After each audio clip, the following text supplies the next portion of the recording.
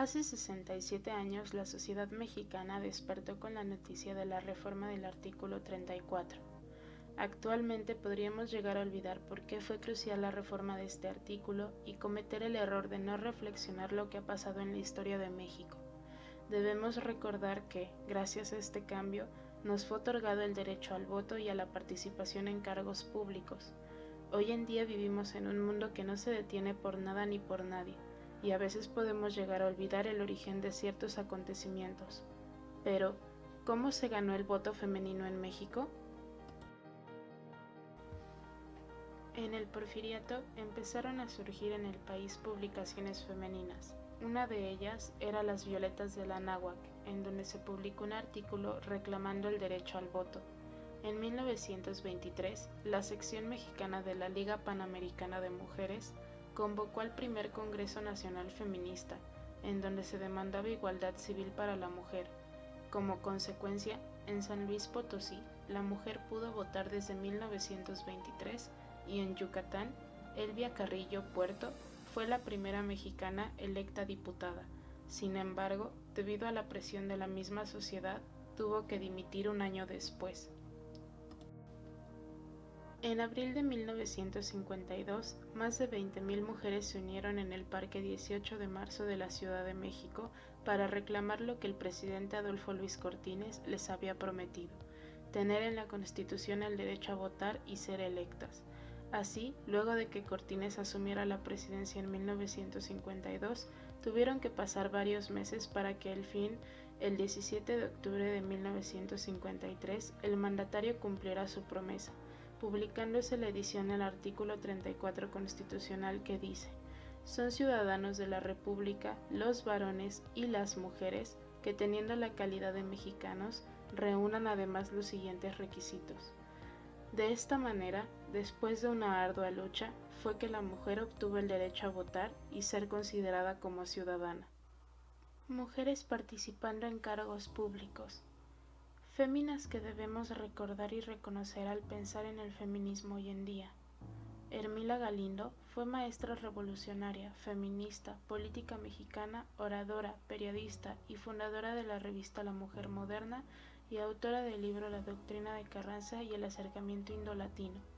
Hermila envió a Venustiano Carranza en 1916 un escrito en el que solicitó los derechos políticos para las mujeres, defendió la igualdad de la mujer y su derecho al voto, desafió la ley electoral presentándose como candidata del Congreso de la Unión y cumplió su sueño en 1953 cuando se aprobó la reforma al artículo 34. Elvia Carrillo, luchadora social cuyo activismo le ganó el mote de monja roja del Mayab, fue miembro del Partido Socialista del Sureste y elegida diputada para el Congreso de Yucatán en 1923, convirtiéndose en una de las 3 primeras mujeres elegidas para formar parte de un cuerpo legislativo en México. Adela Formoso fue una escritora, educadora, feminista y activista mexicana, fundadora y directora de la Universidad Femenina de México y otras instituciones del mismo tipo en varios estados del país. María Lavalle Urbina, abogada y política mexicana, fue senadora y la primera mujer en ejercer como presidenta del Senado de México.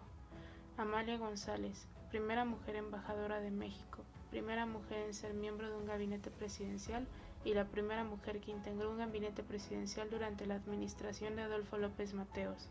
Se distinguió por luchar en favor de la mujer y para ello fundó y presidió Ateneo Mexicano de Mujeres y el Club Internacional de Mujeres. Feminismo y arte. Hoy en día las maneras de manifestarse son varias, pero en este video solo hablaré de algunas artistas que buscan dar un mensaje feminista exponiendo diversas obras que tocan con los ideales feministas contemporáneos. Mónica Mayer nació en Ciudad de México en 1954. Estudió la licenciatura de Artes Visuales en la Escuela Nacional de Artes Plásticas de México y obtuvo la maestría en Sociología del Arte en el Goddard College de Estados Unidos. Participó en un taller en el Women's Building en 1976 y estudió en el Feminist Studio Workshop del Women's Building en Los Ángeles, California. Desde el inicio de su carrera, Mayer ha sido un artista inconforme con las definiciones del arte. inquieta, crítica y poseedora de un fino sentido del humor que aplica en todos los campos de su producción. Ha desarrollado un enfoque integral en el que, además de performance, dibujos o intervenciones, considera como parte de su producción artística el escribir, enseñar, archivar y participar activamente en la comunidad. Sue Williams nació en 1954 en Chicago Heights, Illinois. Comenzó su educación en la Cooper Union en 1973, para más tarde graduarse en el Instituto de Artes de California. Las obras de Sue Williams abordan la condición humana desde la desigualdad, un mundo en el que se practica violencia sistemática y misoginia. Precisamente en la década de 1990, la violencia contra las mujeres fue uno de los temas principales de su trabajo. A menudo representó figuras femeninas que son tratadas como objetos sexuales con imágenes explícitas, caricaturescas y repletas de humor negro. Miriam Khan nació en Basilea en 1949. Las pinturas y dibujos de Khan incorporan temas de feminismo y rituales femeninos con representaciones violentas e impactantes de órganos sexuales, pero también personas, edificios, animales, plantas, algunos en colores brillantes o incluso llamativos, algunos en tonos sombríos de negro y gris. Rocío Salazar.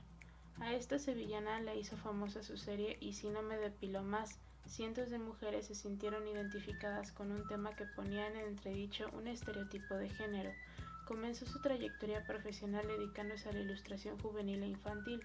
Ha participado como ilustradora y diseñadora en libros, cuentos y carteles. Cuenta también con varias publicaciones propias como son Mentiras para ser una mujer de verdad. Raquel Riva Rossi, dibujante, cantautora y escritora, autora de Lola Vendetta y de todos los personajes que se desarrollan en la saga, apasionada de las historias y de entender cómo los personajes crecen y se desarrollan en ella, licenciada en Bellas Artes. Dentro del mundo artístico podemos encontrar artistas que se han encargado de hablar sobre el feminismo en sus obras. Buscando he encontrado cientos de artistas y solo he escogido 5 para poner en este video. Las primeras 3 artistas han tenido mayor reconocimiento formal, mientras que las otras 2 pertenecen a generaciones más actuales. Eso es todo por el momento, muchas gracias por su atención.